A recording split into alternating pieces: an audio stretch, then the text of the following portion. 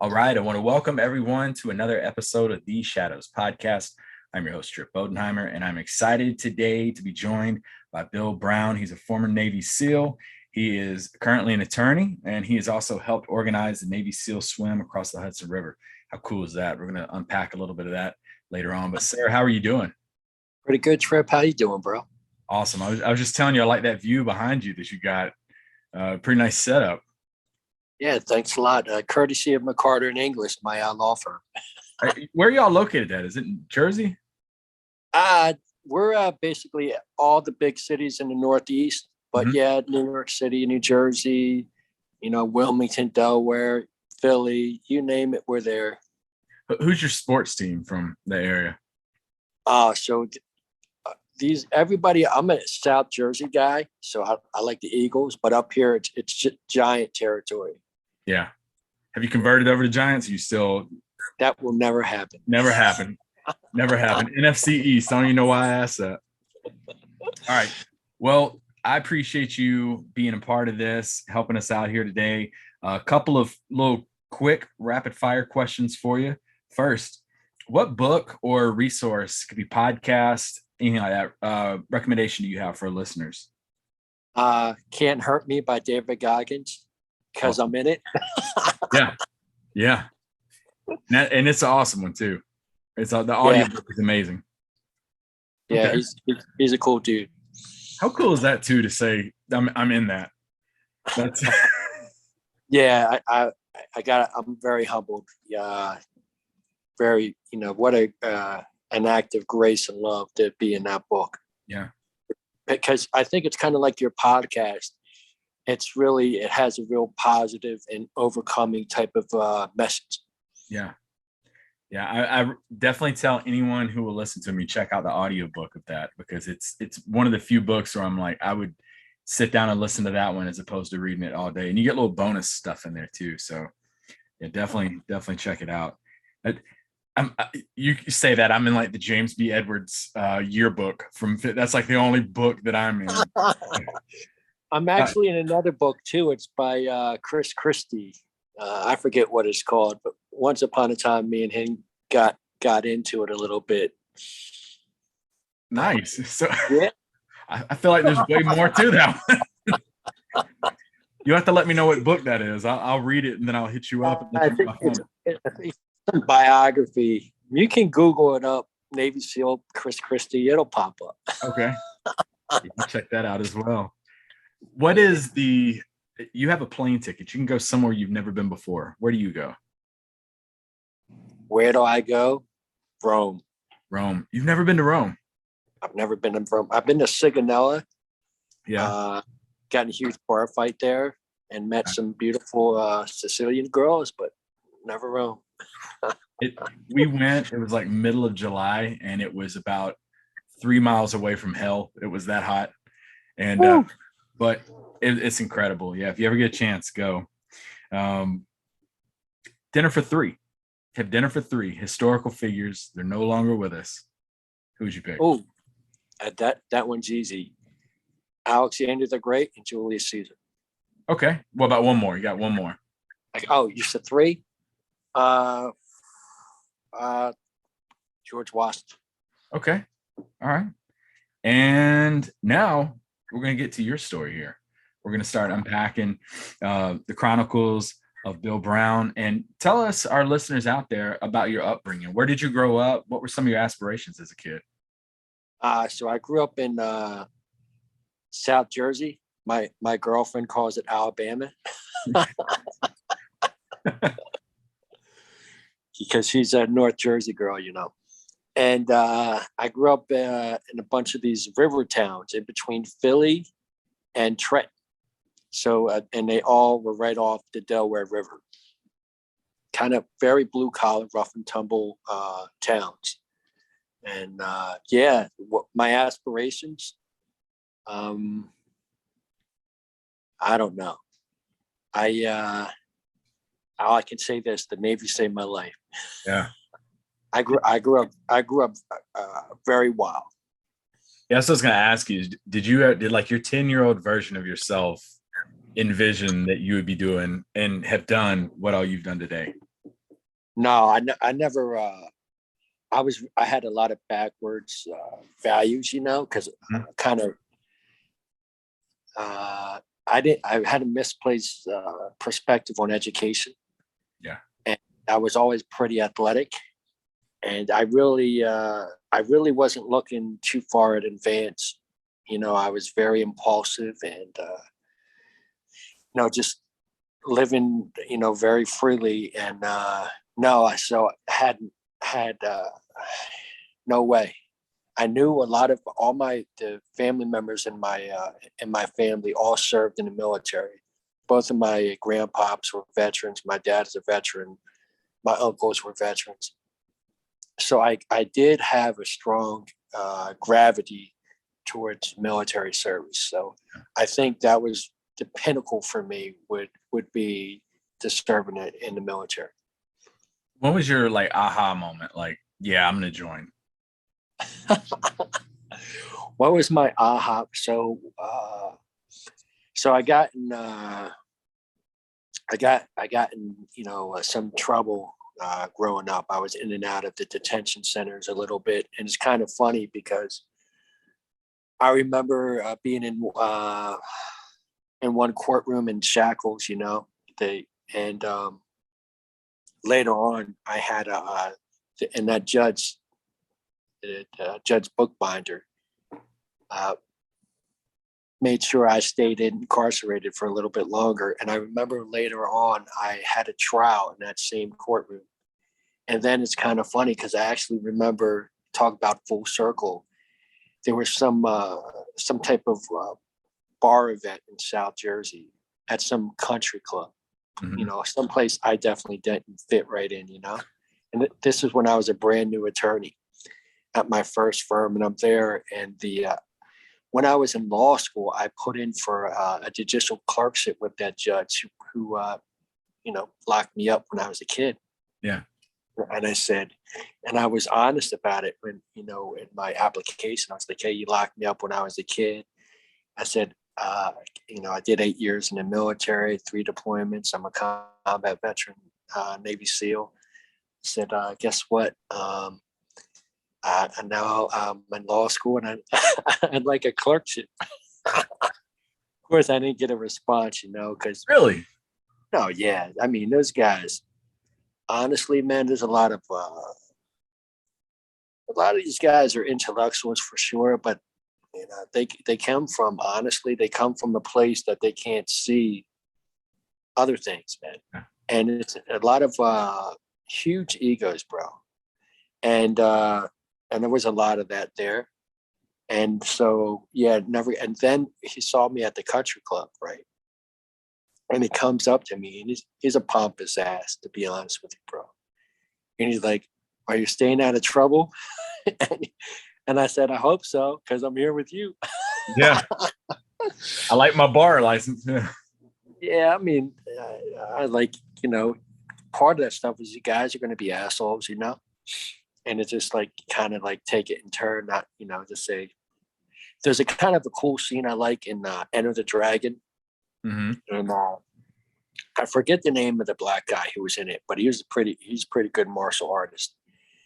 And there's a scene towards the end where he's fighting the main villain, and he's getting ready to take an L. And the guy kind of says something to him, and he's like, you need to, he's like, how do you feel if you're about to die? And he goes, it won't bother me. I'll be too busy looking good, And I think sometimes that's kind of the way to handle it, like, yeah. So, because I think one of the things that a lot of guys like us who served our country with honor, I think there's a lot of people out there with misplaced values on honorable military service. I know I come across that all the time. A lot of people out there that like for some reason like they think they're like superior, and it's like even in the legal world, and I'm like, hello, we got the same degree. Yeah, military, they lose focus of the names that are on each side of the chest. That's right, man. And so I think that's, to me, that's kind of the cool way to deal with it. And even and here's even the case, even if you're going to take an L, like in Thermopylae, like the Spartans, before they, when they knew they were in trouble, because they just got flanked. Mm-hmm. And so what did they do? That morning thereof, they like took their shirts off and made sure they greased all their muscles and stuff. And that was like a way to say, all right, I know what's up, but I'm coming all out. And I think for guys like us, when we run into stuff like that, I think that's the way to do it. It's a couple ways. It's one is like, hey, like I'm open about who I am in the struggles. And I think everybody should be. And I think like that's one of the cool things about, David Goggins' book is like, be real with, the stuff you've been through, because I think it builds character.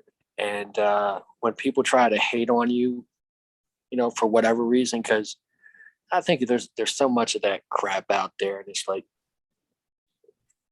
you know what? One, I'm not even going to let it phase me, and I'm going to try to be cool about it. And then two, if I'm gonna take a big hit, well, I'm going to hit you as hard as I can too. Mm-hmm. So yeah, that's how I roll, man. What Doing a. what Go made ahead. made you go the Navy route? That's a great question, bro. So my pappy was a World War II veteran. Hmm. His name was Gerald Bridges, Gerald Herman Bridges. Now he was in the Pacific Theater, and he didn't talk much about it, but he told me a couple cool stories, like over the horizon there was like sunset, and all of a sudden, like the Japanese are coming, and they're doing scraper runs on his ship, and he was actually one of the gunners. He told me, because he grew up hunting, so he was a good shot. So somehow he found himself there, and he's in these huge battles. And he's telling me how his ship got sunk. And I don't know too much more about it. Unfortunately, he passed away actually when I was in boot camp in Chicago. But my family, nobody told me, because they knew that was my best. The Navy saved my life. And so I think that had a real strong influence on me. The other thing was, I was working some odd jobs. I was living on my own. And the day I turned 18, I was on my own. And I was living with a couple guys, renting out a shitty room. And I was one of the jobs I had is I was pumping gas. And I was pumping gas. Like they had me on a night shift because they kept getting robbed. And this isn't too far from a highway right off that goes into Philly. Okay. And so I used to ride my 10-speed in there and back to work because I didn't have a car. And I'd ride by the recruiting station, after work. And it was in the wintertime, and I was freezing my balls off, bro. And there was actually a point where I thought I might get hypothermia, frostbite on my cock. And so that kind of sucked. And so I was like, there's got to be another way. And I got to tell you, it was such the right decision for me because, man, I got to see the world. The Navy gave me responsibility. I was in left field so far, and like in those SEAL instructors, Mm-hmm. they didn't play. And I don't know how it is now, but back then there wasn't too much sensitivity going on. And they let me know in a harsh way that that, and I tell you what, the lessons I learned there probably had a lot to me kind of become an attorney and really trying to upgrade my education, because they let me know that not being astute is not a cool thing, bro. Yeah. And I think sometimes, a lot of times when we're younger and in high school, whatever, you can be cool and like have bad grades and really be messing up everywhere. But if, you're kind of good looking and athletic, you kind of get by. But me and you know one thing about the military is you don't want to be the guy who's getting everybody else beat, Mm-hmm. right? And so, there's a lot of positive peer pressure. Then the other cool thing about the military is they teach you how to work. Like all of a sudden you're busting your hump and you're doing it for years. So you learn how to work, you get they give you responsibility. So yeah, man, the Navy really saved my life 100%. And those guys, very brutal at the time, hard medicine, man. But definitely had a huge impact in my life. Looking back, if you had to sum up the biggest thing you learned about yourself in those 8 years into one word, what would you say? Resilience.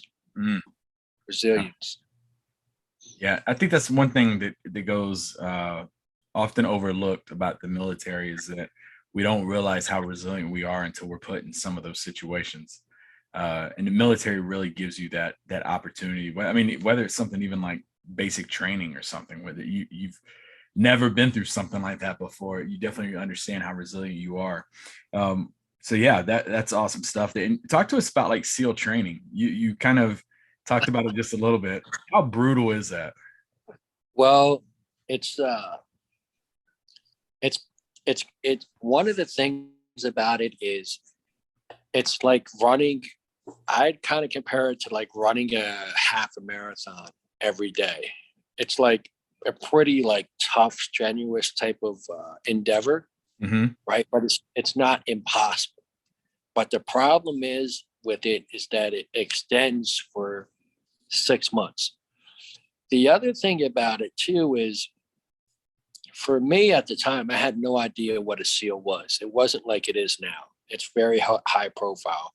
I had, it wasn't until I was in boot camp that I even heard about the SEAL teams. Really? Yeah. And so, and I didn't seek it out either. I initially had an instructor in boot camp who was riding me pretty hard. And I looked, these guys came in and said you could, do the screening test and, a swim, a run, push ups and pull ups and sit ups. And I was looking for a way just to get away from that guy and get a hard exercise in, to kind of like decompress. Yep. And I crushed everything, but I couldn't swim to save my life. So the thing is, nobody said like the first time, like, not a half, but a good bunch of my boot camp division came with me. And then they all failed. We all failed. And then I was like the only guy who kept coming back. And it wasn't until I failed the first 3 times to swim. But the last time, the chief Zent, an instructor I'll never forget, dive motivator, said, "Hey, you're not taking the test." And instead, he taught me a modified breaststroke the whole time. And then the next time I took the test, I barely passed, and that kind of brought me there. So you talked, buds is a kick in the dick, but it's not like if you break it down day by day, it's not impossible. What happens is it's the daily grind. And the other thing about buds that really sucks, it's in one way, it's that cold water. Mm-hmm. Because people don't realize how cold that water can get down there. Because you think, oh, you're off the southern coast of California. No, let me tell you, and if it's during the wintertime, dude, it's cold, bro. I bet it's and they keep you in that water, and they got charts, right? And they take you right to the brink of hypothermia. And to be honest with you, sometimes I think it goes even a little further than that. Mm. And it's one thing like at nighttime and you're just immersed in cold water because the guys that get there are badasses. I mean, just to get the buds, you got to have a certain ASVAB score. You got to, you got to be an athlete to pass that screening test. So the guys that come there are pretty good to go. And I think the one thing that really gets guys is that cold water. Because that cold water is not something you can't hide from that. You can't fake that. And it's one thing to be crazy cold, and I mean hyping out cold, and you can leave and get like in a big jacket on, get a blanket on, turn on the heater, like get out of it. And another thing, you can't. And the only way you can is if you quit. And I think that, and the fact that people can quit anytime.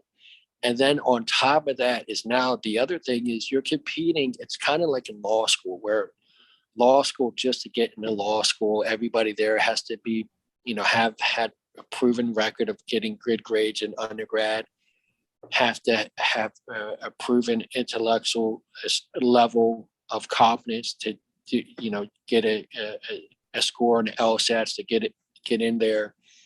Where now you're kind of competing on a curb. A lot of these guys come, they were like from the Midwest, and they were, very good, high school athletes.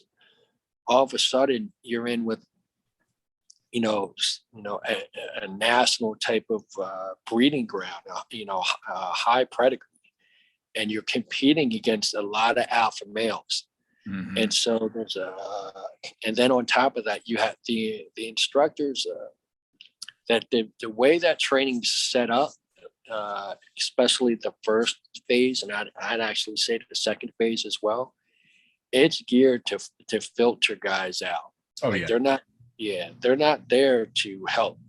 It's a real, and then on top of all that, you're dealing with things that normal people are afraid of, right? So drowning, I think a lot of people are afraid of drowning, right? Oh, yeah. Well, let me tell you this: in first phase, underwater not tying, and then life saving, that you're gonna be pushing how long you can hold your breath, 100%. I mean, you're gonna be and working underwater. Then you got dive phase, and the stuff we do there, like in pool comp, like they're gonna push you. You talk about heights, right? You're dealing with a lot of, heights, rappelling, fast roping, then later on in jump school. So you're dealing with, and you want to talk about gut checks, like, I don't know if, I think it's called hot rigging. I don't know if you ever heard of it, but so like if a helo's got to get you out of a hot LZ, right? And let's say like in the Middle East or Afghanistan, where they have a lot of flat roof buildings, mm-hmm. but what the helo will get as close as they can to the edge of the exterior wall of the top of the roof. And now they're going to try to stay as steady as they can to that wall, but they can't. They're going to move a little bit because it's a helicopter, right? Yeah. Now you've got to run your ass off and take a leap of faith into that helicopter, and the crew chief and everybody's got their hand out like this and going to try to drag you once you get over there. Now I'm talking geared up. I'm talking helmet. I'm talking ruck. I'm talking vest. I was a comm guy, so I got a radio in there, extra batteries, boots, a gun. Like you want to talk about like it's just so when you talk about doing things with height. Like that's a whole nother thing and even like the obstacle course, is a gut check there because they got that huge ass cargo net, even to get up on the slide for life. And that's the obstacle course in BUDS. BUDS is basic underwater demolition SEAL training. So you're talking about, dealing with explosives, and then you're talking about shooting and moving, and so so a lot of guys are dealing with that stuff. And then even when I remember when when I was in the detention center, like everyone, I was white and I was a target. And so like, guys were trying to test me, and every once in a while, stuff would pop off really fast, So I think I was kind of accustomed to that type of environment a little bit. But and I remember even before I clashed up, they had a phase. I think it was called PRT, where basically you wait for your class to gear up as guys start to fly in, and it kind of worked out if you got there early because they had instructors and you would work out every day and you would swim and run. But one of the things that you get, it kind of sucked, but it was good medicine, is you'd get you these early morning swims in this combat training camp, and you could see when you would breathe, you could see it because that's it. talk about cold, and the water was actually warmer than the air. But I remember seeing some guys hype out and like almost like to me almost have like I don't know, like serious type of like I don't know, medical issues where they start shaking on the ground and stuff. And you saw that pop off every once in a while. It was kind of like being in a detention center in New Jersey in a galley when all of a sudden a huge fight breaks out of nowhere, you know? And I remember they tell you everybody we would have to look the other way where they took care of the person. Because what happens is they get like, 200 people plus, at a startup, and most classes are like between like, I don't know, 30 and like 20, at least when I was going through. I think the numbers might be a little different now as far as graduates, but you come in with starting with 200 plus, at the end of it, you're down to like 20 or 30 guys. But so they got some guys who really, to be honest with you, I had no idea what I was getting into. I think it's different now, but I didn't. But I grew up in a way where I was more accustomed to some of the things than other guys. And so it's a huge shock, bro, because now all of a sudden, like, guys are getting scared because they thought it was cool, but then all of a sudden they realize this is no bullshit. Like this, ain't nobody gonna help you here, but you better man up. You better man up for this one, because this. And I think That's for a the lot of mental strength too. yeah, but you know what, Trip. One of the things you find out is a lot of times you go in it, we all make these assessments, and I know I did too. And you would think, oh, like such and such is kind of like a shoe-in. What, man, sometimes it's the littlest, shortest, skinniest guy that's, and some of these guys that you think were, like Rambo crushing the runs or, crushing the pull-ups, and, and you get plenty of those guys that make it, but, you get plenty of those guys that don't. And sometimes like, holy crap. Yeah. So you never know. When was that moment? I'm sure you had one along the way in training where you were like, I'm about to tap out. This is about it for me. I never had a moment when I was going to tap out, because for me, I thought everybody in my family thought I was going to be a loser my whole life, You're intrinsically motivated. Yeah. And I thought this was my only way out. Like this was it for me. So I was literally, I was ready to die, man. 100% I was ready to die. Now I thought that thing that would boot me out is the fact that I was, for me, the hardest thing, honestly, was the dive phase. And it wasn't the diving part. It was dive medicine and dive physics. And the dive physics, the math involved, looking back at it now, really wasn't so complicated. It's challenging, no doubt, but not super complicated. But for me at the time, bro, it was like fucking rocket science. I bet, on top of not just the physical challenge, but that mental piece as well. We were talking earlier about David Goggins. I know you were in like a Facebook post he had mentioned a while back. Talk to us about like interactions. You meant, I don't want to spoil the book for someone who hasn't read it, but tell us a little bit about your interactions you had with him. Sure. So David Goggins and I went through Hell Week together. In his book, he refers to me as Freak Brown. I'm in a chapter called Taking Souls. And so I got dropped 2 weeks before graduation the first time. And the reason why I got dropped is because, honestly, they thought I was too dumb to be a team guy. And so what happened was the last test was out at the island, at San Clemente Island in third phase, 2 weeks before graduation. And it's a weapon practicals test. And it's basically where you take apart, at the time you took apart a 6-hour pistol, a 226, I believe, or 229, an M4, assault rifle and an M60, and you would take it. What they would put a jam in the gun. You would do a function check, realize that there's a jam. Then you would clear and save the weapon. After you cleared and saved the weapon, then you would do clear and save the weapon, then do a function check. Then you would strip the weapon, put the weapon back together again, and they're asking you a bunch of questions like, what's the maximum velocity? What's the maximum effective range? What's the weight? A bunch of different military questions that guys should know. But then they have this music blasting really loud, and so it's a timed evolution. And I had a cartridge jammed up in my M60 barrel that I could not get out with my firing guide, and that's what ate up my time, and I got dropped for it.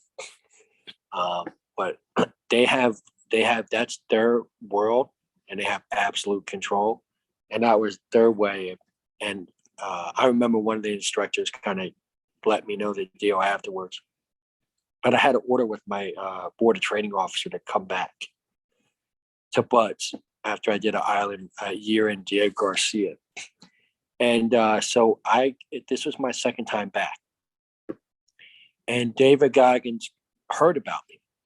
And and I was known. Like when I remember the first time back, like I was running on the beach and the instructors came by in their diesel trucks, and they let me know they knew, welcome me back. And because so he knew about me, and I didn't know at the time that he already made it through Hell Week. I didn't know. He kind of kept that in his pocket. But we winded up being in the same boat crew and kind of geared it up. And we had a solid boat crew. And the Goggins and I led. We were the first two guys on a boat. And one of the things that happens in first phase and in Hell Week is it's a series of competitions. And one of the things they do is they have this big dry erase board, and it has all the students' names, and it has different evolutions and charting. And so, like, if you're not if you're in the top like 20%, you get that's blue. If you're like the bottom 40, it's red. They highlight it red, and guys that quit get one line. And so it's a series, and that's one of the ways they evaluate performance. That's how they track it one way. Another way, that's individual evolutions. And there's a series, they're building teamwork in a combative environment. And I think one of the sayings is they have, it pays to be a winner. And in warfare, winning is everything. And so there's rewards for winning and there's punishments for losing. And our boat crew, in Hell Week, we never lost a race, never once. And over time, that really had a huge impact because, it's compounded interest because we got the rest up a lot more, because when you won a race, you got your boat crew got the rest, and the other guys still had to battle on. So over time, that really added up. Kind of probably reduced risk of injuries, but we were very competitive and very aggressive because that's what it's about. Right? It's rewarding aggression and competition. So yeah, and he absolutely, having a guy like that, and there was a lot of beautiful men that I've been privileged to work with and know. And he's definitely one of them. And there's, look, man, if you're by the sun, it's going to be hot. You know what I mean?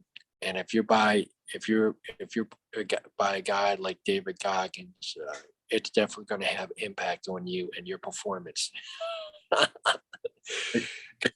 Yeah, because we weren't gentle to guys who weren't putting out. Yeah, it's funny you say that, even about the the freak piece because he mentioned that you were kind of the one that lit a fire under him during Hell Week, and to hear that and to know that he's gone on to do what he's done.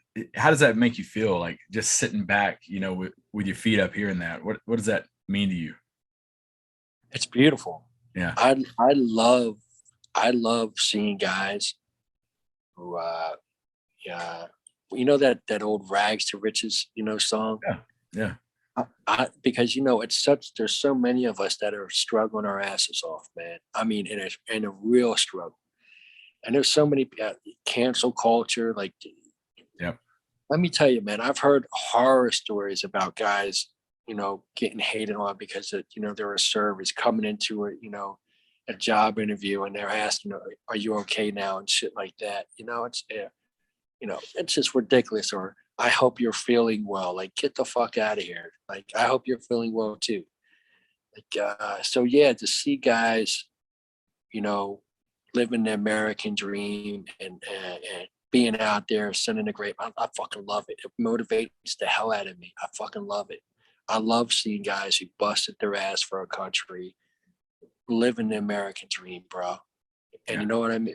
I love it. Like, to me, when another guy's got a hot girl, I'm not hating on him. Now, if he ain't paying attention, he might not have it for long, but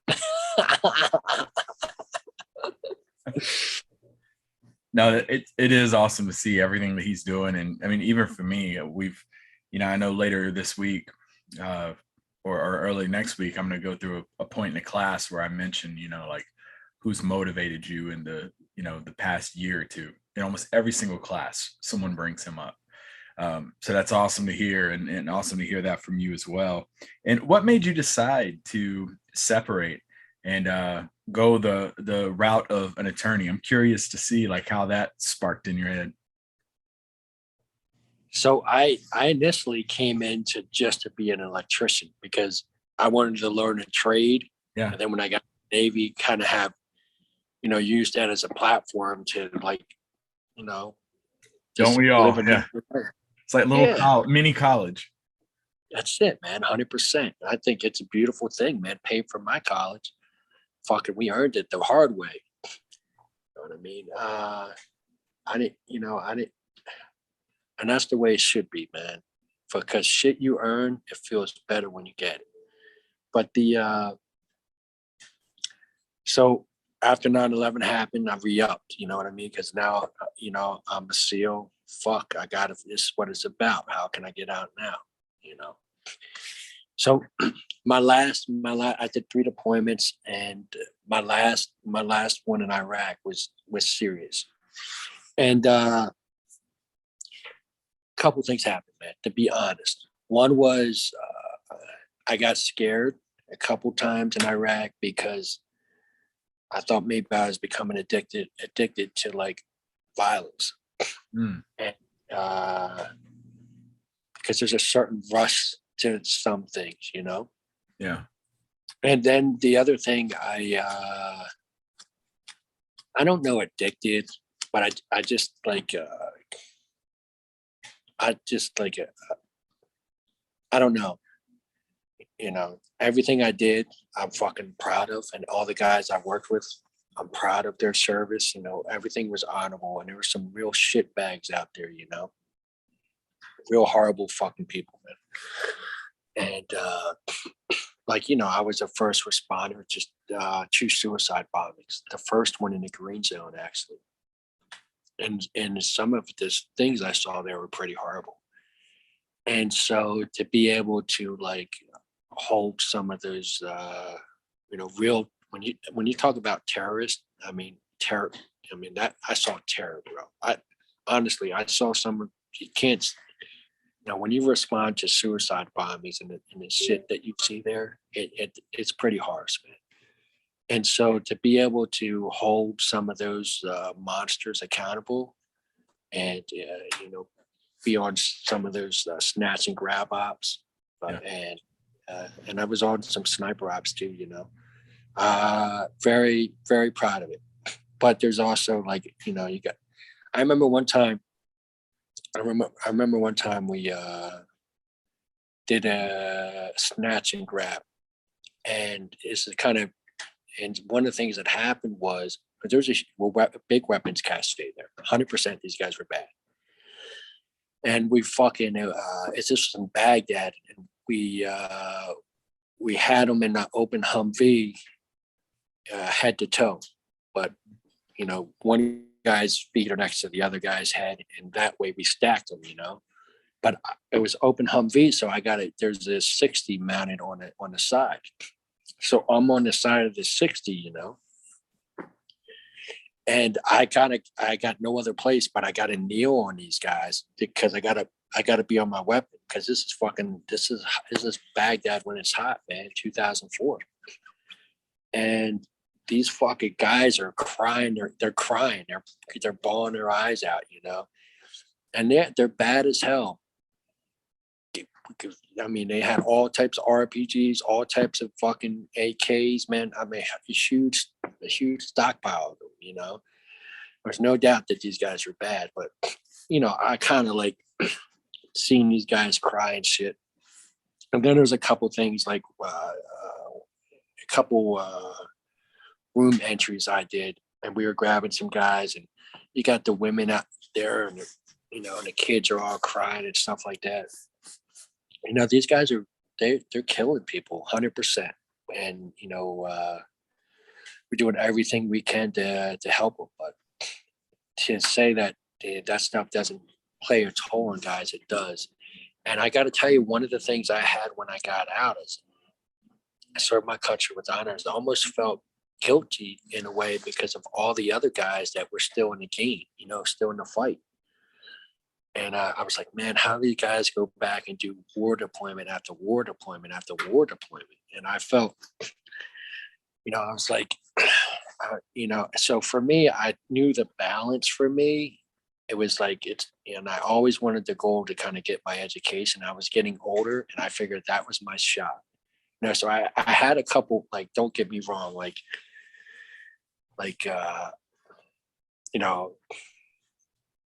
I had some experiences over there that were really tough. Like one time when I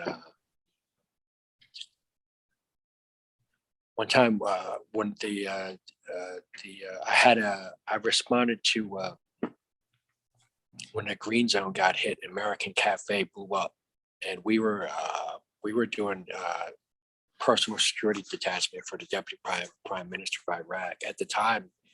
SEALs go to the top 5 dignitaries in Iraq and Afghanistan. And we were actually going to, I think it's called, it was a Marine FOB, Steel Dragon. And it was in the green zone. And so they had really good chow. So we were kind of changing out with our guys. We had an armored Suburban. And we were going to chow. And right as we drove by this place, it fucking blew up, bro. And it had like a perimeter wall. So we got out, we had a couple corpsmen, and they set up a triage, And Iraqi comes up to me, and he spoke a little English, man, and his eyes were like super fucking bright. And dude, it was a bad scene there, bro. When I say it was bad, it was bad. And yeah, like I remember like a lady reminded me like Two-Face from Batman, and her face, and she was a beautiful girl, and her just face ripped apart, man. And I mean, there was a lot of other bad scenes like that, some bad stuff, bro. And she's, I remember her screaming and screaming. There was a lot of stuff going on. So this Iraqi comes up to me, he's like, "Hey, there's a Jordanian with a yellow shirt. He went that way. He went that way." And that way is right towards the major trauma center in Baghdad, right? Like literally right down the street. So I tell my LPO, because he was the leading guy in charge, I said, "Hey, we called him Hoops. Now he goes by Mikel Vega." I said, "Hey, man, Hoops, there's fucking bad guys." Said there's another one, suicide bomber headed towards the hospital. And he's like, he had me and another guy try to go intercept him, seek and kill, So what happened was they were doing they were doing, they were rebuilding there, a lot of rebuilding, because I don't know if you ever seen Hamburg or Berlin after World War II, where it's all bombed out, or parts of Yep. Iraq look like that, parts of Baghdad and parts of Najaf, because I spent some time in Najaf, they look like that. So one of the things they did in the green zone is they would bust in these Iraqi nationals to come and do all the reconstruction. But, you know, they get mortared sometimes. So at their bus stops, they'd have these huge Texas or Jersey concrete barriers, right, with rebar in them. But they look like big ass caves. Well, they're fucking stacked, you know.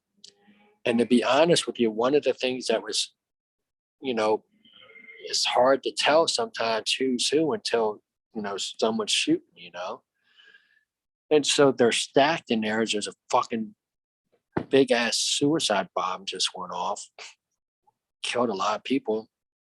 And so a lot of people are running down the fucking road. So me and my buddy, we're not fucking hauling ass down there. We're moving, but we're leapfrogging.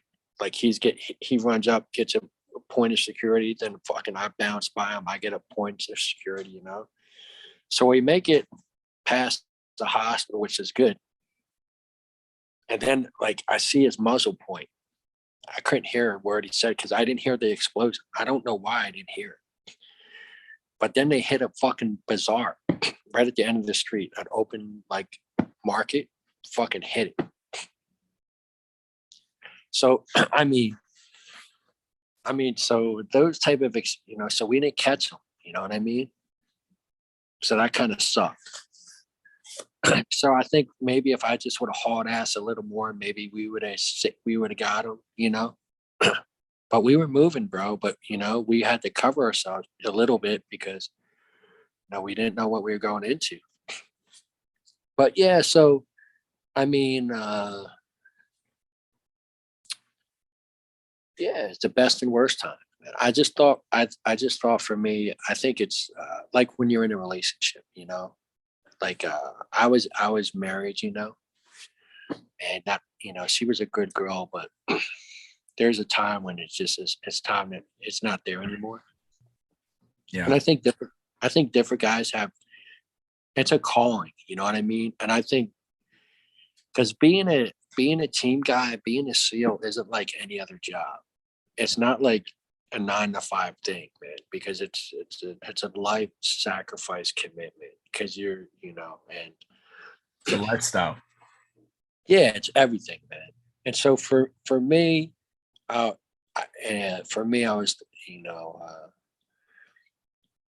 I was like, I served my country with honor, you know, it's time for me to balance myself out a little in some areas that I really needed a lot of work on. And I think it was absolutely the best move for me, you know. And let me tell you, there were times like, you know, when because one of the cool things I thought about when I was there was like, look, I don't know about weapons of mass destruction. It's kind of funny because I actually met Rumsfeld in Baghdad right when he said that. Right after he had the meeting with the PM about taking down Fallujah, I was fucking there, and I met my whole platoon and my sister platoon. We all met. But yeah, so I for me it was the right calling, man. For you know, yeah. But after like when they were, yeah, women voted the first time when I was there, and I was really kind of proud of that. Yeah, yeah. Yeah, so like when boop, boop, when ISIS was there and they pulled out and they're burning people alive, dude, that really bothered the hell out of me, man. You know, and it's the same thing with Afghanistan. When they just pull out the rug like that, and a lot, you know, there's a lot of. I worked with a lot of the Kurds, you know, and I worked with some of the Iraqis. And a lot of good people over there, man. And it's you know, it's hard to take sometimes, you know. When I wasn't in Afghanistan, but the way they left that, and all those people that, you know, the Taliban's not forgiving, you know, and very, very, very brutal. So Yeah, I know when they were burning people alive in cages, I was ready to gear up and get back in. Any like looking back or even you know, post military career and being exposed to what you were, PTSD is a big thing right now. That a lot of people are, you know, PTSD awareness more relevant than it's probably ever been before.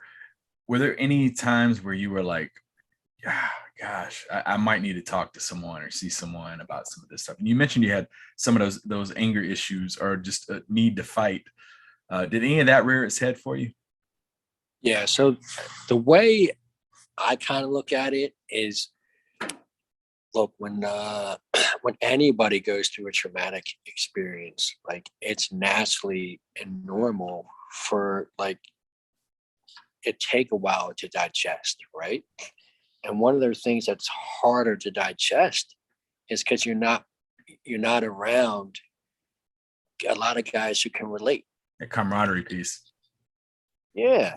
And that's one of the, look, I didn't have a really tight family, you know what I mean? Mm-hmm. And I kind of grew up in the military. And those guys kind of are like your families. Like those guys I serve with, they'll always be a part of me. And then when you get out, that's not there. So that's a whole nother.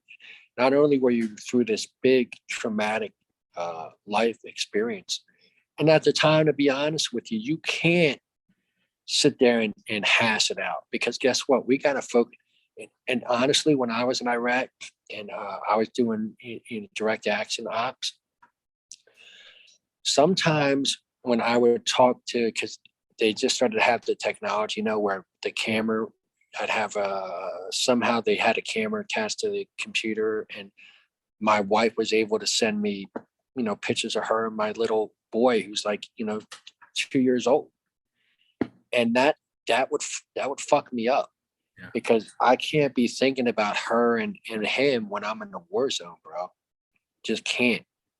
And it's like your mind can't be there. And to be honest with you, when you're doing that stuff, like, you know what I mean? Like I just zip tied a fucking couple bad guys in front of their wife and their kids and put a fucking mask on their head and then escorted them out to a Humvee and dropped them off to some CIA building. You know what I mean? Like, yeah, like I can't gauge that. I can't gauge that. Oh shit, a car bomb just went off a street away from me and I almost jumped through my skin. Like I don't have time to deal with all that shit, because you can't.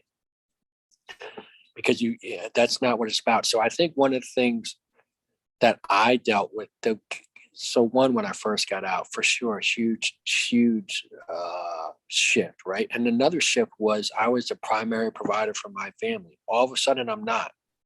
And her parents don't give a shit that I was a SEAL. They could care less. They don't.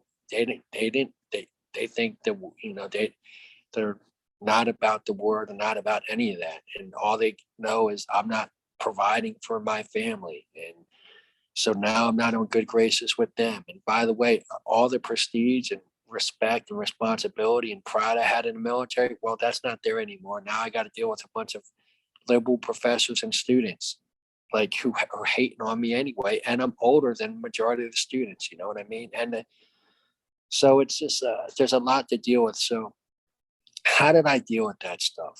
One is, one of the beautiful things that the SEAL teams taught me, and one of the things you mentioned, is about a culture, right? And it is a culture. And it's almost like a puppy. Like if you're really nice to a puppy, that puppy's going to love you forever, right? Yeah. Things become ingrained. And I think one of the things they taught me is about working out every day, because we'd work out a lot, right? Two things. One is working out really helped me. One of the bad things, and it destroyed my marriage, is I was young. And in the teams and being a young SEAL, I womanized, man. I was, you're working your ass off with a bunch of guys all the time, stressful stuff, and you're always training and traveling. And it's easy to be a good looking guy and pick up girls wherever you go. It's just the truth.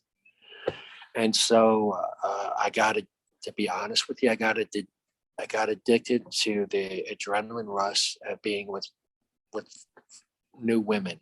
Yeah. A lot. And any good woman is going to get tired of that. And then all of a sudden now she's hating on you because she got a reason to, you know? So I dealt with stress by working out a lot and by women. I didn't never really messed around with drinking or drugs, drinking a little bit into teams, but I got taught a hard lesson there, and that stopped me from that. I got they in Germany. I got crazy drunk and did some crazy stuff. It's a place to do it. And my platoon taped me to a spinal board after they roughed me up a little bit, and then they put me upside down on the stall. So I'm leaning like this, but I'm taped. So I'm standing up, but I'm leaned in that way. So when I throw up, it's going down, right? Yeah. And then they wouldn't let me drink for about 6 months. And after that, I really never got crazy into drinking again because it was a beautiful lesson they taught me. It was a hard lesson, but it was the right lesson. Like, you know, they roughed me up, which I had coming. Trust me, I had coming. Yeah. And then, you know, when you got like 12 hours upside down on a spinal board. So I didn't deal with it that way. I didn't self-medicate with that. I knew to steer away because I knew what happened. Because the other thing is I saw guys, because, you know, it's like a tea kettle when guys under a lot of stress for a long time. Every once in a while, it's going to slip up, come out when you don't expect it. And I saw when guys drink sometimes, and it's easier for that to come out. Mm-hmm. And so I learned that the hard way. But the thing I learned, so I worked out, and the thing that helped me was because I got such a wake up call getting beat up academically by going through buds, is that I always felt it's kind of like Arnold Schwarzenegger looking in the mirror, like, what do I got to work out on, you know? It was like nowadays, it's like I got to work out on my abs every day, right? Because my metabolism is a little slower. But for me,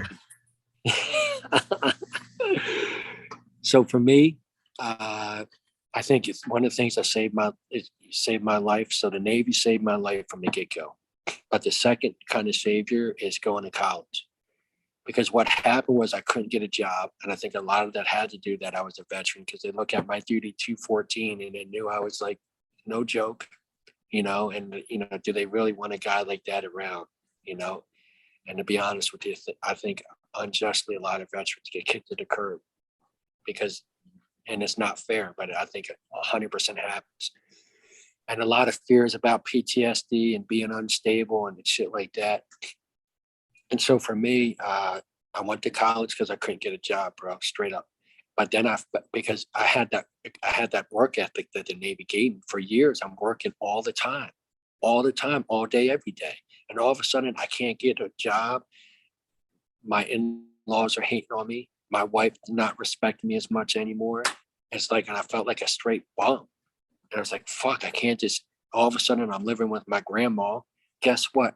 She's old, so her circulation's bad. So she's got the fucking place hot as hell. I got it, you know, she can't hear. So I'm upstairs. I got to sleep naked because it's so fucking hot. It's 2 a.m. She doesn't sleep, so I can hear her TV blast. I can hear every word of the fucking TV from upstairs. I relate to every single thing you're saying. So I'm like, what the fuck is going on here, bro? So I just got into school, bro, and it was like my mission, man. And something happened to me where I fell in love with learning. And the cool thing about being at Buds, man, was I saw a lot of officers quit because you go through the same training, right? And some of these guys went to Ivy League schools and they were like college athletes, and they came from a world that I fucking never even heard of before. You know what I mean? And I saw these guys, in my opinion, break down like little bitches. And so it did something to me, because here, like, guys before that I would think that were totally like superior to me, I didn't think that anymore. I didn't care what background they came from. I didn't care what education level, I just did not fucking care. And to be honest with you, when I went through buds, I used to love beating officers. Like if they had me paired up with an officer and we had to do something, bro, Game on. fucking I fucking relished it. And I would let them fucking know. And yeah, so man, I fell in love with learning, man, and helped redefine me, bro. And you talked about how to deal with things. I'm gonna tell you something, man. I went to a counselor, you know, to try to save my marriage, which was fucking unsavable, you know. And I thought about, but I was always scared about talking to a counselor for a couple of reasons. One is somebody who, you know, they're trained to kind of get you to like expose your feelings and your thoughts. Like someone who hasn't been to war, I honestly don't trust. You know what I mean? Like Yeah. sooner or later, my topic of discussion is going to be at a liberal cocktail party. You know what I mean? So I don't trust them. So, and the other thing was like, really, a lot of these, I don't know how a lot to be a light in the ass type of, not light in the ass. People have never really put it on the line. You know what I mean? Never like anteed up. Like I don't feel comfortable with having them judge my actions. You know. So the way I dealt with things is I started a group called Veterans for Education at Rutgers. It was a veterans group. A buddy of mine, John Cosby, and I, because we went to the student campus center, and they had all these sorority and fraternity flags, and they all these representations for every student body you could think of, but nothing for veterans. And we were sitting there having like a cappuccino because they had a Starbucks there, looking at all these flags and stuff. I'm like, fuck, we should start a veterans group. And we were carpooling, you know, so we were riding back, and he came up with the name Veterans for Education. And I ran into a couple of liberal ass professors saying some fucking wacko land shit, you know, and I checked them, you know what I mean? Like I tried to do it in an articulate, astute way, but I checked them. Like I didn't let some of that craziness go, you know? Yeah. And like one time I started a petition against a professor, like, you know, another time at law school, I put a professor exam out there on a big blog, you know, said, hey man, if you're going to portray Iraq veterans in the worst possible negative bias stereotype, man, prepare for others to see that. And so I became a veterans advocate. And so the way I think the way to do it, you know, honestly, is for us to look out for each other, because honestly, nobody's going to look out for each other. Nobody. Like there's other people out there that they do their best, you know, but I always like, no one's going to look out for us as much as us, bro. And that's when I kind of like, and I think that helped me because I became friends with a couple other guys who were Iraq or Afghanistan veterans. They had similar experiences, kind of like me and your dad, Navy attorneys, you know? Yeah. So you have like similar experiences. And then, you know, all of a sudden, like me and you are now, just start talking about shit, you know, just amongst each other. You know, it's not all at once, you know, it kind of a little bit, and we all kind of like figuring things out, you know, and you find that one way a guy deals with another. The other thing I did is I believe in adventure therapy. And I think this is because I think a lot of us who go in the military is like, we're looking for adventure, right? And all of a sudden we don't have that anymore. We're not with other cool guys who've like, you know, put it on the line for their country, you know, guys, because that's the one thing that's, you know, especially guys, you know, in the military, gals in the military, you all like, there's that possibility that, you know, we all have had plenty of friends, good men that didn't come home. And so you all have that common, you know, and that's real. And, you know, that's real. And so, yeah, so I feel comfortable talking with other guys, just hanging out with other guys. And that's kind of, and you know, it's kind of cool too. I got, you know, there's a couple SEALs every once in a while and just come call up and check up on me. You know what I mean? That's awesome. And when I hear about a guy who's struggling a little bit, I'll call, I'll send a text message, and I'm not, and sometimes that's all you can do, you know what I mean? But you try, you know what I mean? And Mhm. sometimes the guy's going through something, and he's just got to work it out somehow, but just kind of just like, hey man, we're looking out for you. My whole thing about PTSD is when I try to advocate for adventure therapy, I always try to advocate as veterans kicking ass and doing great things, because I think there's such a label out there that veterans are mentally wounded or incompetent, and I think, hey, look, when people lose a family member in a car accident, or somebody to cancer, they're dealing with the same type of traumatic things that veterans are, right? It's a traumatic experience, or Jesus, some of victims of criminal violence. So, uh, you know, it's normal to take a while to digest it or to be upset about it. It's okay. I think one of the things with PTSD or mental illness, and it really negatively affects veterans, is all of a sudden they're having a hard time getting a job, right? And let me tell you, if you're dealing with things and you got a job, it's a lot easier to deal with them if you got a job than you don't. Yeah. So it's a real negative cycle. And so one of the ways with my veterans advocacy is it's similar type of strategies they use to increase enrollment and graduation rates for minority students, right? Show veterans out there doing good things. You know what I mean? Show, help, and that's what I'm about, like, honestly, do our liberal woke universities really try to recruit veterans? No, they don't. Do a lot of is there a push for employers to recruit veterans? No, there's really not. So that's why we got to look out for each other. And so that's kind of how I do it, man. How I deal with things, talking with other guys like you, and the other thing too is just like open disclosure.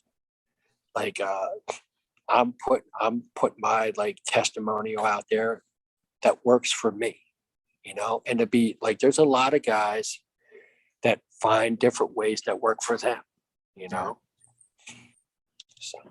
So Yeah, that's really important too. Even what you were saying about like the fitness piece, you got to get that workout in, and got to keep challenging yourself. It may work for you, it may not work for someone else necessarily, but yeah, all good stuff right there. And another thing that is incredible is, and I this was one of the things I couldn't wait to talk about, was what you're doing with organizing the Navy SEAL swimming, like from the Hudson River. I mean, tell our listeners about that. I mean, it's pretty cool what all y'all have done over the past couple of years with it.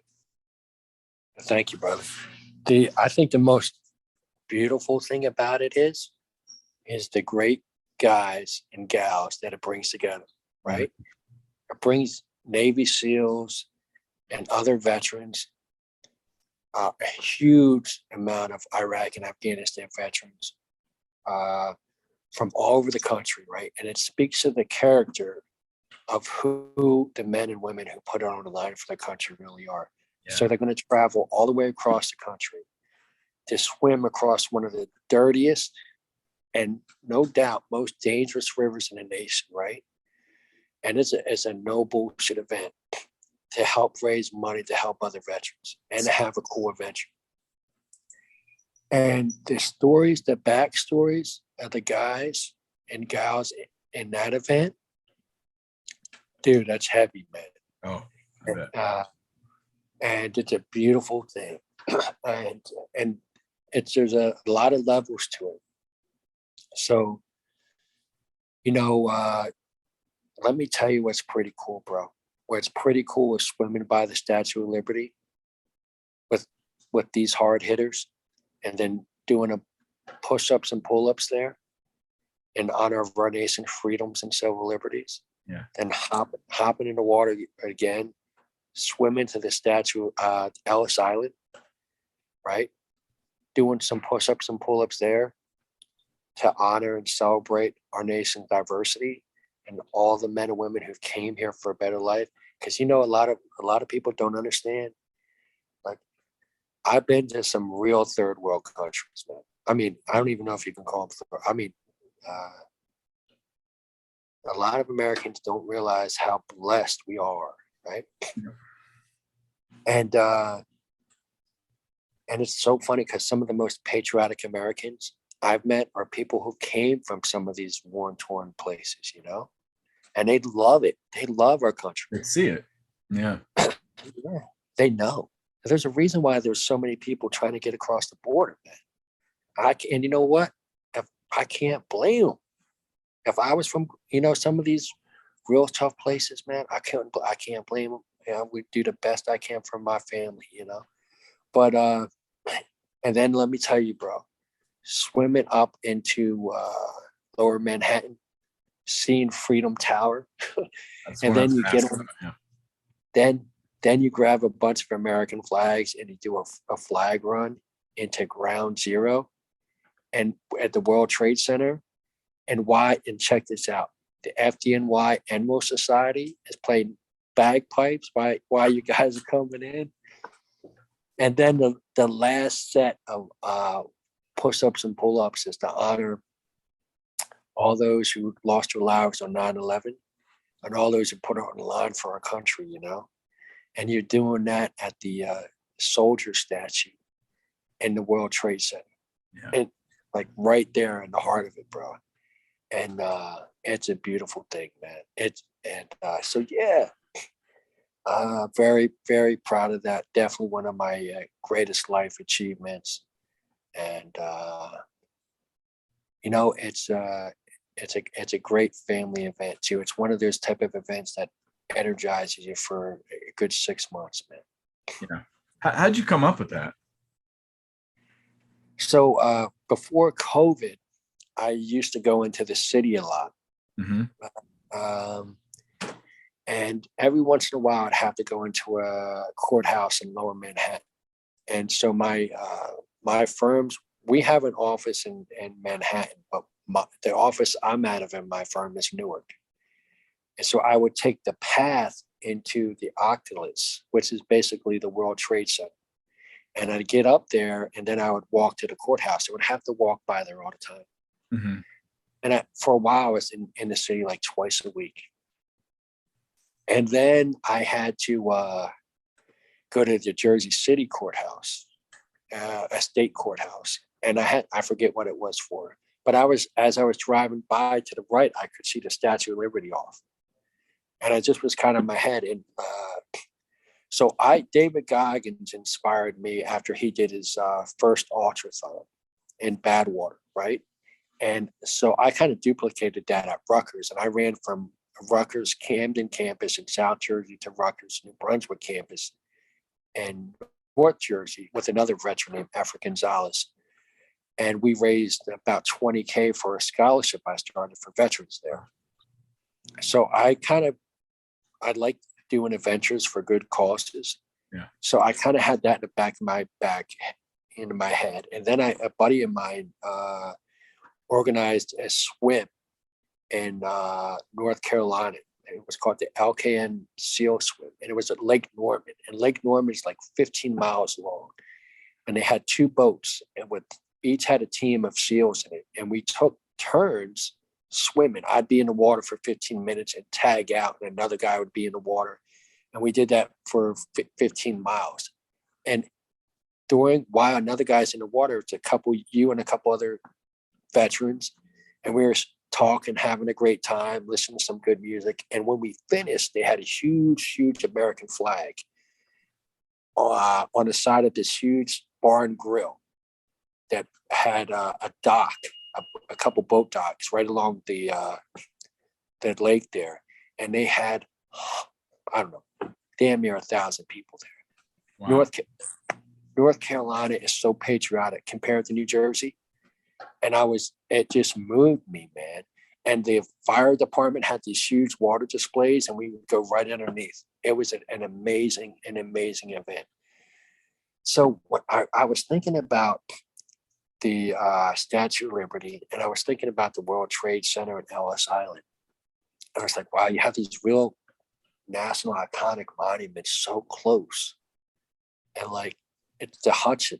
That's the only thing that separates them. And I was like, fuck, CEOs can do that. We can connect them, right? Yeah. Because we can swim. And so that was it, bro. That's awesome. I mean, just I love hearing that. The cover art photo that you sent me that I got is pretty badass too. It's probably my favorite one that we've had for all the episodes. But yeah, just awesome what you're doing to help support veterans. And also cool to hear too that how patriotic North Carolina is. It's my home state. So really good to hear that. Well, if listeners out there would like to find out more information about any of these amazing things that you were doing, where can you point them to?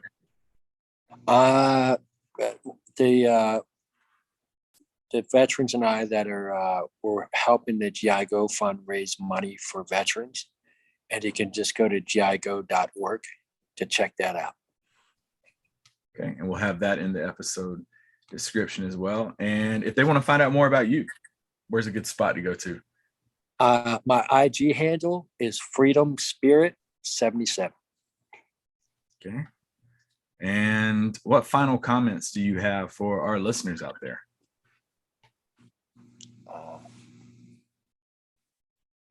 I actually, I want to take it back. I want to take it back to that black guy in that Bruce Lee movie. If you're gonna take an L, look good doing it. Look good doing it. Well, I can't thank you enough for this episode. This was an honor for me to be able to have this time to sit here to hear your stories, and what an incredible journey. And I found the Chris Christie tidbit. I think he called you a jerk, I think is what it was. An idiot too. An idiot, jerk and idiot. Yeah, that's what it was. So I found that earlier, but no, this is really cool for me, being a huge fan of Can't Hurt Me, knowing I got this opportunity to talk to you, and then like I said, all just the amazing stuff that you've done and all that you've seen and accomplished throughout your career, and what an inspiring story, just talking about, like you said, from rags to riches, just self-made, and the patriotism just flowing through you. I love it. I think too many times people, me and another mentor of mine, we talk about, you got to respect the two family names on your uniform, but oftentimes too many people look at those bars or stripes, and that's what we get wrapped around. But it's all about, representing those names. And I think you're a prime example of that. And I can't thank you enough for this. And I can't thank you for taking this time out of your busy schedule to share it with our listeners here. Trip, I want to let you know, man, I'm deeply humbled and honored to be on your podcast. And I'm going to tell you the truth. And this is one of the things I told Dave Goggins when he was putting his book. I said, the most important thing is the message, man. Because what we need is we need what you're putting out, man. Yeah, guys talking about things, a positive message, telling their stories, man, finding a way to work things through, and looking, you know what? I made a mistake, man. I think the most important message is we got to look out for each other. Yes. Because nobody's going to look, and especially in today's age, man, we have to look out for each other. Yeah. Well, like you said, even like just texting somebody, just, hey, yeah, how's it going? And looking out for, just something like driving by a monument or driving by somewhere and sparking something that has helped thousands. I mean, just it's incredible. So I can't thank you enough for this. Folks, after this episode, we are going to kick off our Rise from the Shadows Behind the Mask series. We're going to have that going for 2 months, and then we'll return in October with a revamped Shadows podcast. Conquer your fears, embrace the shadows. But folks, for this episode, that's all the time we've got. See you next week with our premiere episode of Rise from the Shadows.